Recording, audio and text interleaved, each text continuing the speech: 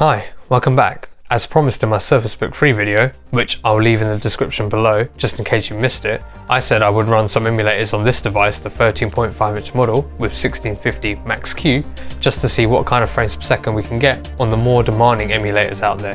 So let's get into it.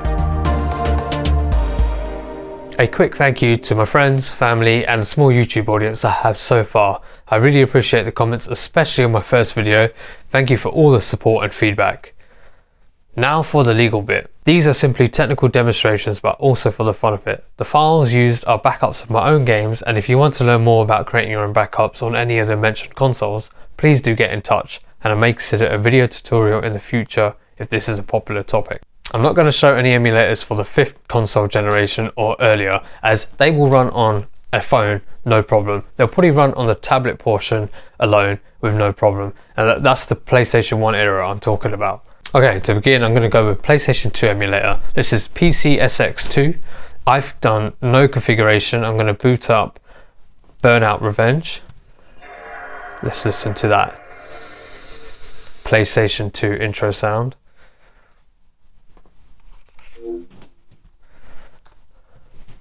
Got MSI Afterburner giving me frames per second. I have not done any overclocking for this. It's all stock. And if I have changed any settings, I will show you on the screen what settings that have been changed, but for now it's just as out of the box.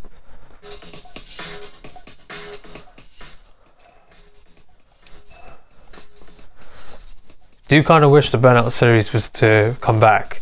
I know we've got Need for Speed and Criterion Games are working on that, and you can see there are takedowns in those series now, but it's still not the same as classic Burnout. Using the Xbox One Elite pad here, I did a video unboxing this and all the features, including the software. I'll put a link to that in the description below. You should check it out. It's an awesome controller.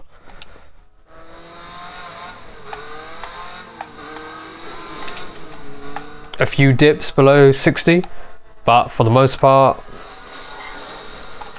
a very grainy picture, to be honest. And the skybox is completely broken. I imagine you can fix that using some tweaks in the emulator. There are a ton of settings for this emulator, but performance is solid here. Oh, that feeling of taking down all these cars, just I mean, some of them just feel like flukes, but you're gonna take them, right? Now this game made its way to Xbox 360, and that is the definite version of Burnout Revenge, so we're going to quickly try that. This here is Xenia. There is literally hardly any configuration in the GUI. I know you can change a lot via the text file, the config text file, but we're going to try again just directly after unzip and see what kind of frames performance we can get.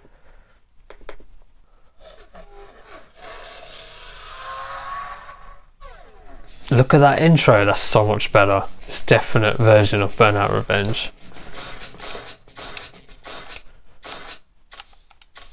Already in the menus I can see it struggling. Now, Xbox 360 emulation is still in its early days, unlike the PS2 one, which has come a long way. But that's not going to stop me from taking a look. That is a much better picture, so much less noise.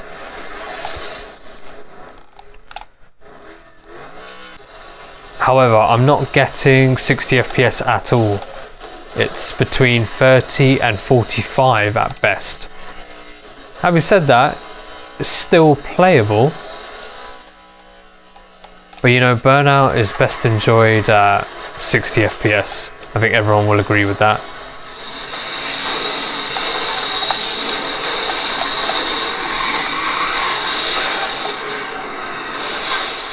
Really got the fans going now. Again, not in the CPU because the tablet portion has no fan.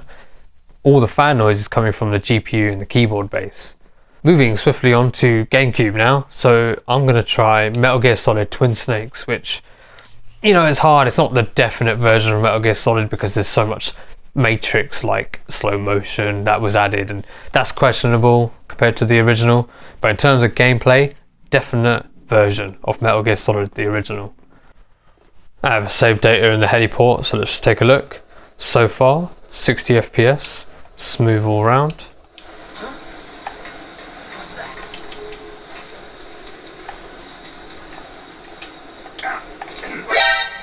Haha.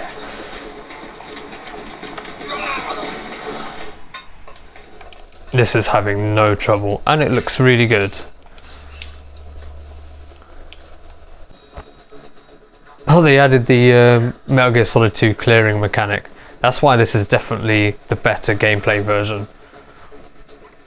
Even if they did kind of screw up and play with the cutscenes too much. Clear. Pretty good GameCube performance. Let's have a look at another game on GameCube. Now I've got Super Mario Sunshine for the GameCube. A couple of frame drops.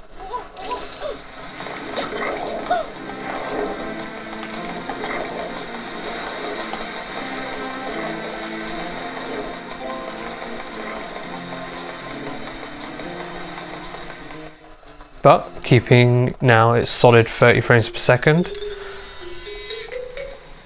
Power up complete.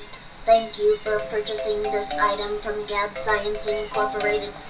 Preparing to register customer information. But yeah, running great. So another good example. Now there are plenty of options for the Dolphin emulator. There are a ton of settings that you can go through. And so if you find a game that doesn't work that well, you can always tweak the settings, maybe get a bit more frames per second on that game, which is proving to be an issue. Next, I'm going to move on to Cemu. This is a very good emulator. This has been, very highly optimized in recent months. And so games are running really well. You can get Breath of the Wild running really quickly on low performance hardware thanks to some speed hacks. I'll be using the speed hacks on this device. But before we have a look at that, let's check out Mario Kart 8.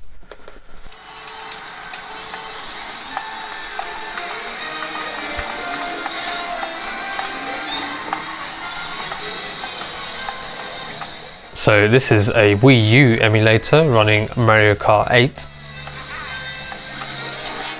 A really good 60 frames per second on this one.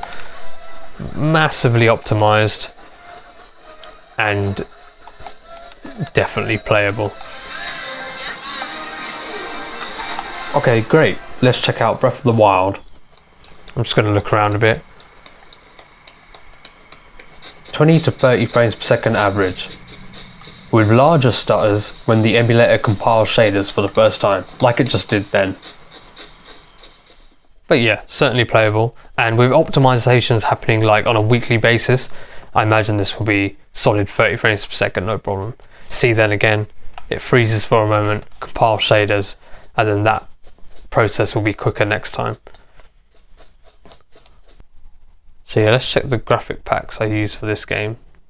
So under mods, there's one called FPS++, and I've ticked all the options here. And this helped, and well, the mod's called FPS++, so that's the job it's doing. It's obviously decreasing the quality to get improved performance. But as you saw, it didn't look too bad. Now moving on to PlayStation 3 using RPCS3, and I'm going to try Persona 5. Now this is one of the easier games to run on the PlayStation 3 emulator. So you might see really good performance here. Don't expect that to translate into all PS3 games. The compatibility is still not there. It's really early days, but development has been really good. Similar to Cemu, the first time you boot into your favorite game, it is going to compile shaders. Now, I've already been through that, and that's why this is smooth from the get-go. We've got a few dips below 30, but other than that, this is a PS3 game running on the 13.5-inch Surface Book 3.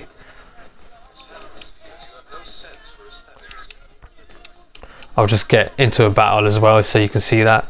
A good old JRPG turn-based battle system. Everyone remember where we're meeting up? No worries. Stop right there!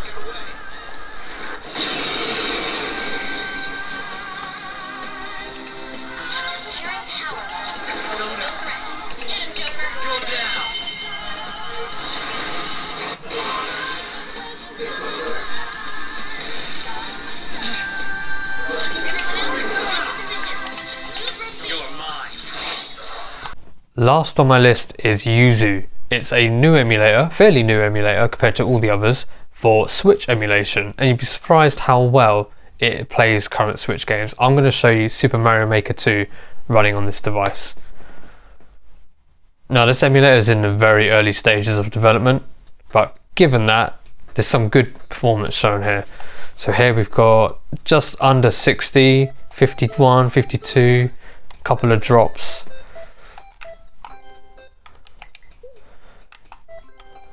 But you could play like this. And even the touchscreen works. Place an object. Yuzu emulation setup is a little bit more complicated than the other ones. You will need to get your keys and other system files from your Switch and move them to your computer. You do need a hacked Switch to do this, and not all of them can be hacked at this time. This is not bad at all. And this is Switch, you know.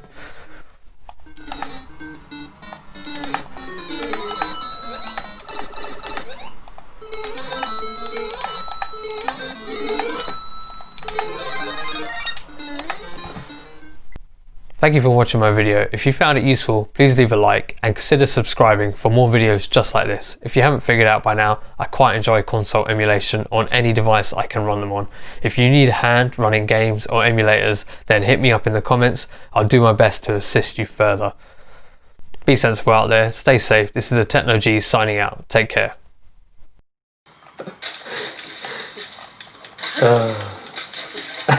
What is going on here?